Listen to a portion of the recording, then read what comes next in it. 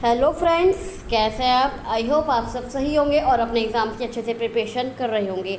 मैं आपकी होस्ट और दोस्त मेरे यूट्यूब चैनल प्रगति की पर आपका बहुत बहुत स्वागत करती हूँ। आज मैं आप लोग के लिए जो वैकेंसी जो मैं आपके लिए इन्फॉर्मेशन लेके आई हूँ, न्यूज़ लेके आई हूँ, वैकेंसी लेके आई हूँ, वो है वन रक्षक एवं वन्य जीव रक्षक की, जो यूपीट्रिपलएससी ने अभी आज ही पब्लिश करी है, कुछ ही देर पहले। जी हाँ, यूपीट्रिपलएससी ने एक नई वैकेंसी निकाली है जो है आपकी वन रक्षक और वन्य जीव रक्षक मुख्य परीक्षा, मतलब वन्य जीव और वन रक्षक की वैकेंसी आई है। तो उसके बारे में स्टार्ट करते हैं। तो सबसे पहले इसके विज्ञापन की जो प्रकाशन थी, मतलब ये जो वैकेंसी आई है ये आज ही पब्लिश हुई है 12 सितंबर 2023। लेकिन आप जो ये अपना ऑनलाइन एप्लीकेशन फॉर्म भरना स्टार्ट कर सकते हैं वो आप कर सकते हैं 20 सितंबर से, मतलब आज से 8 दिन बाद आप ये फॉर्म भरना स्टार्ट कर सकते हैं। और जो इसके आवेदन की अंतिम तिथि होगी वो कब होगी? वो होगी आपकी 10 अक्टूबर 2023। 10 अक्टूबर 2023 तक ही आप ये फॉर्म भर सकते हैं। और जो आप इसमें अगर आपके एप्लीकेशन फॉर्म में भरने में आपसे कोई गलती हो गई है, कोई त्रुटि हो गई है, तो आप वो कर सकते हैं 17 अक्टूबर 2023 तक आप उसमें कोई भी संशोधन, कोई भी परिवर्तन कर सकते हैं।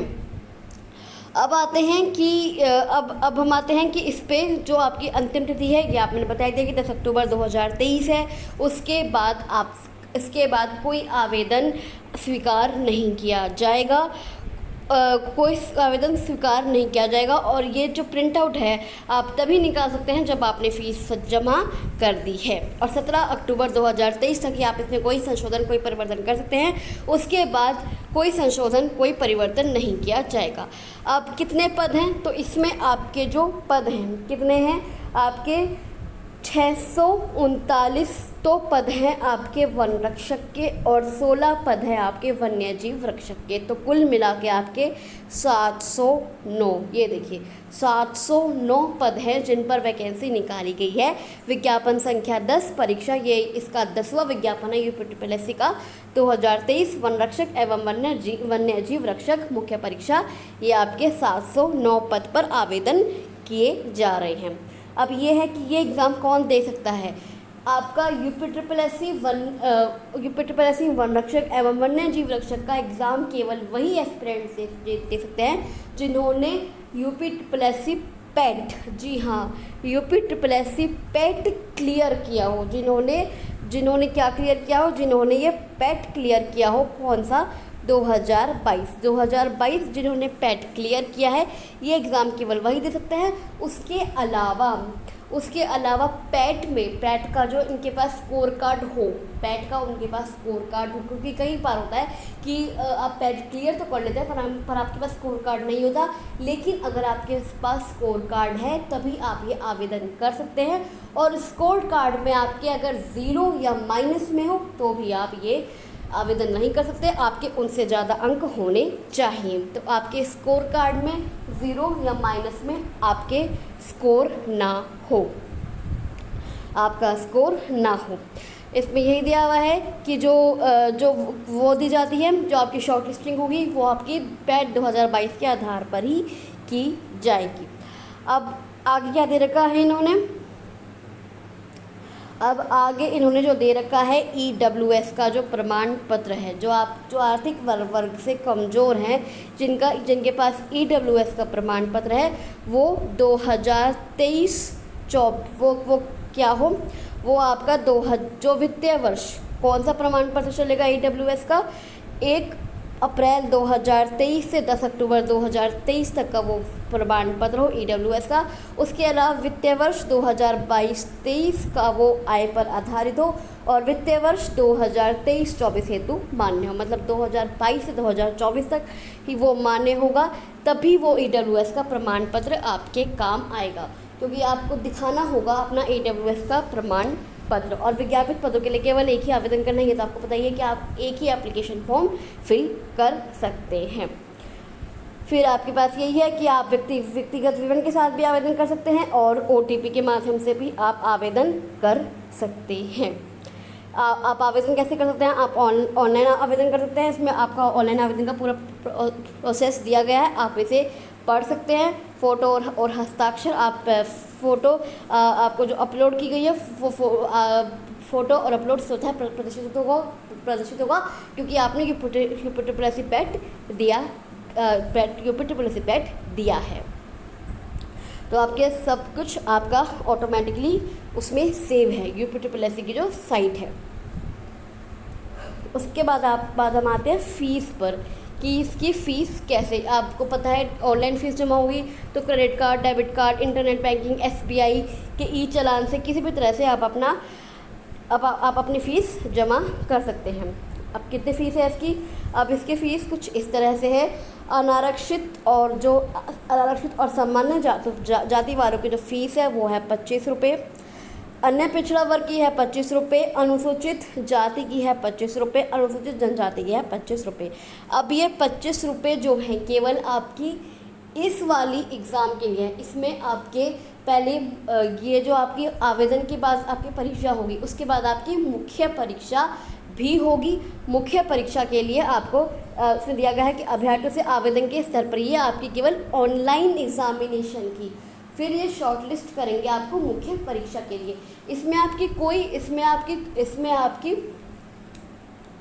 फिर आपको शॉर्टलिस्ट किया जाएगा मुख्य परीक्षा के लिए। आप ऑनलाइन आवेदन कर सकते हैं। तो अभ्यर्थियों से आवेदन के स्तर पर ऑनलाइन आवेदन हेतु मात्र ऑनलाइन परीक्षा शुल्क ही लिया जाएगा, जिसका श्रेणीवार नीचे तालिका में अंकित है। मुख्य परीक्षा हेतु शॉर्टलिस्ट किए जाने की दशा में शॉर्टलिस्ट किए गए अभ्यर्थियों द्वारा मुख्य परीक्षा हेतु परीक्षा शुल्क अलग से देय होगा, जिसका भुगतान मुख्य परीक्षा हेतु प्रवेश पत्र डाउनलोड होने से पूर्व किया जाना होगा।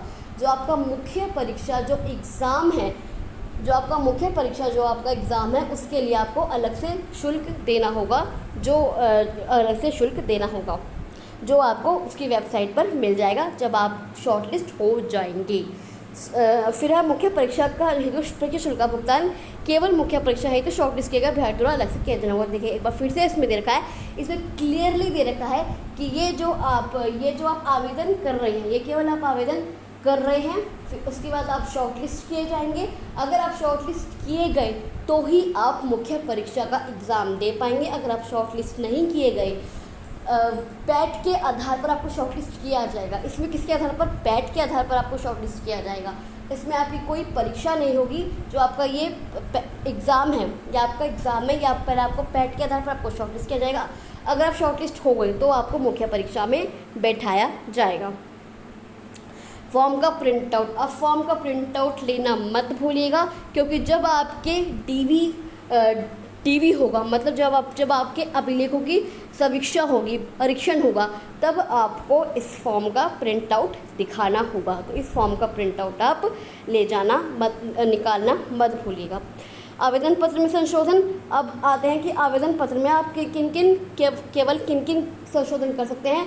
आप उसमें केवल अगर आपने कोई नाम में गलती कर दी तो आप उसे सही कर सकते हैं। अगर आपने पिता या पति के नाम में कोई गलती कर दी तो आप उसे सही कर सकते हैं। अगर आपने पत्राचार का पता बता दिया तो आप उसे सही कर सकते हैं। अगर आपने अपनी श्रेणी गलत बता दी तो आप उसे सही कर सकते हैं। अगर आप अपनी जाति की श्रेणी गलत बता दी तो आप उसे सही कर सकते हैं। आप अपना जेंडर चेंज कर सकते हैं। आप अपनी शैक्षिक अहार्ताएँ सही कर सकते हैं।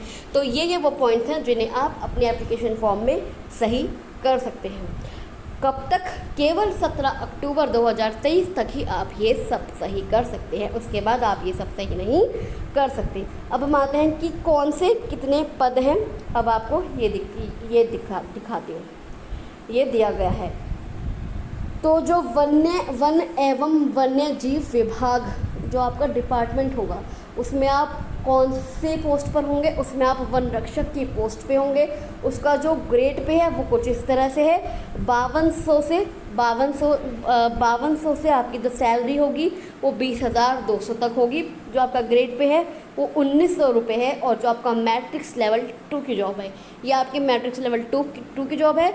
इसमें अनारक्षित कैटेगरी, अनारक्षित जाति के जो लोग हैं उनके कुल 333 पद हैं। अनुसूचित जाति के 189, अनुसूचित जनजाति के 5 पद हैं। अन्य पिछड़ा वर्ग के 97 पद हैं। आर्थिक रूप से AWS के जो कैटेगरी के जो है वो 69 पद हैं। तो टोटल जो आपके वैकेंसी हैं वो है आपकी 693। कितनी? 693 आपकी ये पोस्ट है और ये स्थायी या अस्थायी जॉब है।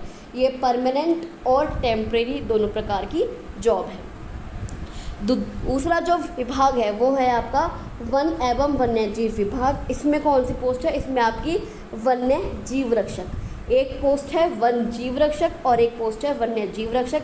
इसमें जो आपका वेतन बैंड रुपए, मतलब आप जो आपकी मिनिमम सैलरी होगी वो 5200 से बढ़कर 20,200 तक होगी। इसमें आपका जो ग्रेड पे है वो भी आपका 1900 है और जो आपका मैट्रिक्स लेवल है मतलब ये आपकी लेवल 2 की जॉब है। तो इसमें अनारक्षित वर्ग के जो पोस्ट हैं, पद हैं, वो आपके 8 हैं। अनुसूचित जाति के जो आपके पद हैं वो 3 हैं। अनुसूचित जनजाति के एक भी पद नहीं है। अन्य पिछड़ा वर्ग के 4 पद हैं। EWS कैटेगरी के जो स्टूडेंट्स हैं उनके लिए 1 पद है और कुल पद आपके 16 हैं। और ये भी आपकी परमानेंट और टेम्पररी, अस्थाई और अस्थाई दोनों प्रकार की जॉब है।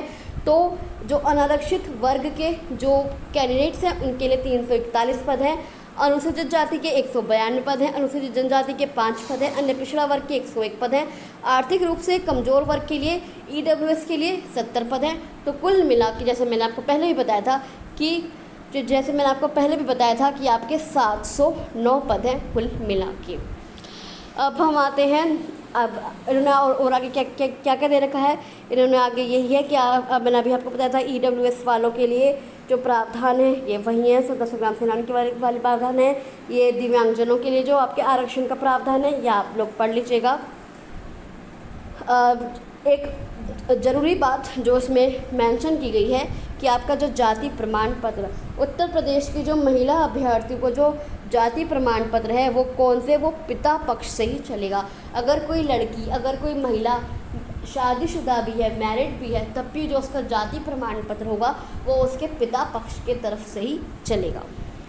ये है एक ज़रूरी बात। अब है अहर्ताएँ की क्या मांगा है, क्या क्वालिफिकेशन मांगी है। उन्होंने कुछ नहीं मांगा, UPSSC वालों ने सिंपल 12th मांगी है। क्या मांगी है इन्होंने? सिंपल 12th मांगी है कि वो उत्तर प्रदेश की इंटरमीडिएट परीक्षा या सरकार द्वारा उसके समक्ष कोई मान्यता को प्राप्त परीक्षा उत्तीर्ण की हो। उन्होंने सिंपल 12th मांगी है आपसे कि जो उत्तर प्रदेश की उन्होंने 12th किया हो। और जो सीधी मामलों में ऐसे अभ्यर्थी को ध्यान दिया जाए जो 2 वर्ष की अधिक सेवा की जाए, राष्ट्रीय कैडेट कोर का भी प्रमाण पत्र प्राप्त किया हो या केंद्रीय राज्य सरकार द्वारा मान्यता प्राप्त किसी संस्था से कंप्यूटर एप्लीकेशन में प्रमाण पत्र प्राप्त किया हो, किसी खेल में राज्य का प्रतिनिधित्व किया हो, इनको ज़्यादा अधिमान दिया जाए। अब आते हैं आयु पे कि इन्होंने आयु में क्या दे रखा है। इन्होंने आयु का सिंपल सा दे रखा है कि 18 वर्ष, मिनिमम 18 वर्ष और मैक्सिमम 40 वर्ष। मिनिमम 18 साल होनी चाहिए इस जो ये एप्लीकेशन फॉर्म फिल कर रहे हैं और मैक्सिमम उनकी 40 वर्ष होनी चाहिए। 40 वर्ष होनी चाहिए। अब चयन का आधार मैंने अभी आपको बताया था कि चयन का आधार क्या है कि एक रिटन टेस्ट, एक लिखित परीक्षा, उसके बाद इन्होंने एक और दिया है इसका फिज़िकल टेस्ट और उसका मेडिकल टेस्ट। ये ऐसे 3 टेस्ट होंगे तब वो अनुरक्षक एवं वन्य जीव रक्षक के पद पर जाएंगे। अगर उनको वन्य जीव रक्षक और वन रक्षक की पोस्ट पे रिक्रूट होना है तो उनको ये 3 एग्ज़ाम देने होंगे, रिटन टेस्ट, मेडिकल टेस्ट और फिज़िकल टेस्ट।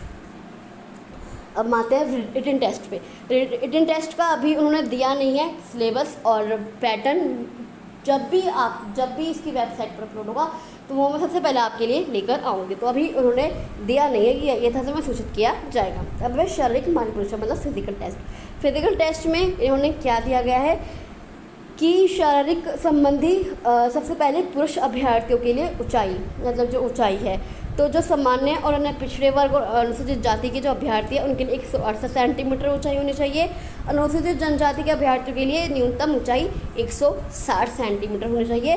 और सीने का फुलाव सामान्य और अन्य पिछड़े वर्ग और अनुसूचित जाति के अभ्यर्थियों के लिए 84 सेंटीमीटर सीना फुलावा होना चाहिए।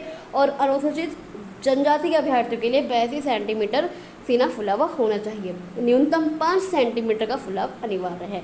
अब है महिला अभ्यर्थियों के लिए न्यूनतम शारीरिक मांग। अब है महिलाओं के लिए।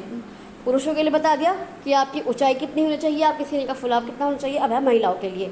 तो जो महिलाओं के लिए ऊंचाई है वो कितनी है सामान्य, अन्य पिछड़े वर्ग और अनुसूचित जाति के लिए जो अभ्यर्थी हैं उनके लिए 152 सेंटीमीटर की ऊंचाई होनी चाहिए। किन के लिए? महिलाओं के लिए। और जो अनुसूचित जनजाति के अभ्यर्थियों के लिए न्यूनतम ऊंचाई कितनी होनी चाहिए? 147 सेंटीमीटर होनी चाहिए महिलाओं के लिए। और वजन को कितना होना चाहिए महिलाओं का? 45 से 58 किलोग्राम होना चाहिए महिलाओं का वजन। अभ्यय शारीरिक मानक परीक्षण स्थल पर परीक्षा आयोजन के पूर्व सूचना पट पर प्रत्येक परीक्षण हेतु अर्हता के लिए न्यूनतम शारीरिक मानक को अत्यंत प्रमुखता से प्रदर्शित किया जाएगा। शारीरिक मानक परीक्षा की परीक्षा के लिए भारतीय मानक संस्थान प्रमाण वाले मानकीकृत उपकरणों का ही प्रयोग किया जाएगा। मतलब जो आपका जब आप जाएंगे अपने फिजिकल टेस्ट के लिए, शारीरिक मानक परीक्षा के लिए, तो वहाँ पर बोर्ड लगा हुआ होगा कि न्यूनतम इतना होना चाहिए, अधिकतम इतना होना चाहिए, और जो उपकरण होंगे वो भी अच्छे क्वालिटी के अच्छे जो रिज़ल्ट है वो देने वाले होंगे। फिर आती है शारीरिक दक्षता परीक्षा। एक हो गया आपकी शारीरिक मानक परीक्षा, उसमें आ गई आपकी शारीरिक दक्षता परीक्षा। इसमें आपका क्या क्या किया जाएगा? इसमें जो पुरुष अभ्यर्थियों से क्या क्या काम करवाया जाएगा? 10 किलोग्राम का भार उन्हें दिया जाएगा। 4 घंटे में उन्हें 25 किलोमीटर की दौड़ पूरी करनी होगी। और महिला अभ्यर्थियों से 4 घंटे में 14 किलोमीटर की दौड़ पूरी करवाने की अपेक्षा की जाती है। यह दौड़ अहकारी प्रकृति की है, मतलब ये क्वालिफाई नेचर की है, इसे क्वालिफाई करना ही होगा। तो ये आपके लिए एक चैलेंज हो सकता है, ये आपके लिए थोड़ा टफ हो सकता है। उसके अलावा क्या दे रखा है? प्रत्येक परीक्षा हेतु अर्हता के लिए न्यूनतम शारीरिक मानों का प्रदर्शन सूचना पट पर प्रमुखता से किया जाएगा। इसमें यही है कि उस बोर्ड पर लिखा हुआ आएगा कि आपने कितना रिजल्ट आपको बोर्ड पर लिखा हुआ मिलेगा। ये यही है कि ये क्वालिफाई नेचर की है, इसका श्रेष्ठता सूची पर कोई प्रभाव नहीं होगा। इस अहकारी सूचना का परीक्षा का परिणाम सूचना पट पर प्रदर्शित किया जाएगा, और जहां संभव हो वेबसाइट पर प्रतिदिन इसे वेबसाइट पर अपलोड किया जाएगा कि किसने कितना काम किया, किसको कितना रिजल्ट मिला। अगर कोई एस्पिरेंट्स गलत रिपोर्ट देते पकड़े गए तो उन्हें दंड भी मिल सकता है, तो ऐसा कुछ ना कीजिएगा।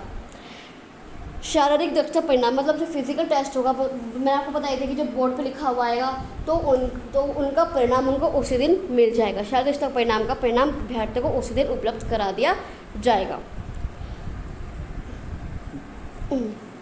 इसमें यही है कि केवल भारतीय संस्कृति मानक प्रमाणित उपकरणों का ही प्रयोग किया जाएगा। उसके बाद आते हैं मेडिकल टेस्ट। उसके बाद क्या होगा? उसके बाद इनका मेडिकल टेस्ट होगा। उसके अलावा ये और है कि जो आपका मेडिकल टेस्ट होगा वो केवल एक दिन में 50, मतलब एक दिन में केवल 50 एस्पिरेंट्स का ही मेडिकल टेस्ट होगा। और अगर अधिक संख्या हो जाती है कैंडिडेट्स की, जैसा इसमें लिखा भी है कि एक दिन में 50 से अधिक इस प्रकार की जाएगी जैसे उसमें चिकित्सक परीक्षा की प्रक्रिया और गुणवत्ता प्रभावित नहीं होगी कि 50 से ज़्यादा हो गए तो फिर उनकी स्पीड थोड़ी कम हो जाएगी, उनकी गुणवत्ता पर प्रभाव पड़ेगा। इसमें एक दिन में केवल 50 एस्पिरेंट्स का मेडिकल टेस्ट करेंगे। और अगर अभ्यर्थियों की संख्या अधिक हो जाती है, अधिक समय की अपेक्षा हो, तो आयोग अपने स्तर पर आयोग का निर्णय होगा कि वो समय थोड़ा और बढ़ा दे। इसमें आपका क्या टेस्ट किया जाएगा? इसमें आपका मानव शरीर की कमियों तथा नोक, नी, बो, लेम्स, फ्लैट फीट, वेरिकोज वेंस, दूर एवं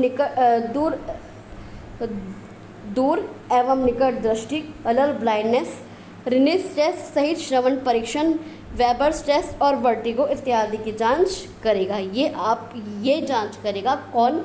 ये आपका जांच करेगा पैनल अभ्यर्थियों के लिए। जो ये चिकित्सा जो परीक्षण होगा वो आयोग द्वारा होगा, पैनल द्वारा होगा अभ्यर्थियों का, कि उनको इसमें से कोई दिक्कत तो नहीं है। दिन की समाप्ति पर प्रतिदिन परिणाम को सूचना पट पर प्रदर्शित किया जाएगा और माइक से घोषित किया जाएगा और ज़्यादा से बहुत वेबसाइट पर भी घोषित किया जाएगा। मतलब वो बोर्ड पर भी लिख देंगे, आपको माइक से भी बता देंगे और वेबसाइट पर भी अपलोड कर देंगे कि क्या परिणाम निकला है। इसमें यही कि अगर गलत रिपोर्ट देते गए तो उनके खिलाफ दांडिक कार्यवाही होगी।